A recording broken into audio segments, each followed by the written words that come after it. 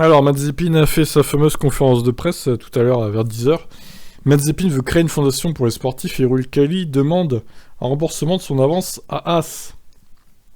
Bah, j'ai envie de dire, ça paraît normal parce qu'ils ont quand même avancé l'argent, ils sont plus sur la voiture, donc ça peut poser problème, effectivement.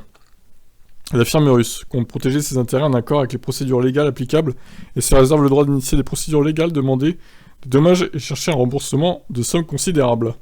Uralkali tient à la même ligne que Mazepin et juge que le sport ne devrait pas se mêler de la politique et de la pression de facteurs externes, regrettant selon l'entreprise une décision déraisonnable de Haas. L'entreprise appartenant à Uralchem, le groupe de Dimitri Mazepin, veut récupérer la somme déjà versée à Haas, qui concerne la plupart de l'accord pour la saison 2022, demandant un remboursement immédiat de ce qu'a reçu Haas. Nikita Mazepin, de son côté, veut faire usage de cet argent pour aider les pilotes russes ayant perdu leur travail à la suite de l'invasion de l'Ukraine par l'armée sous les ordres de Vladimir Poutine. Le remboursement de Haas et la partie restante des financements d'Uralkali pour 2022 sera utilisé pour établir la fondation de soutien We Compete as One, a déclaré le pilote russe, qui ne semble donc pas mettre la priorité sur la recherche d'un volant. De toute façon, il sait très bien qu'en Formule 1, c'est cuit pour lui. Selon lui, les athlètes russes ont été punis collectivement pour le passeport qu'ils possèdent.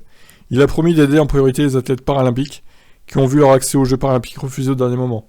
La fondation doit les aider à s'accommoder de cette perte et du vide créé par l'absence du travail.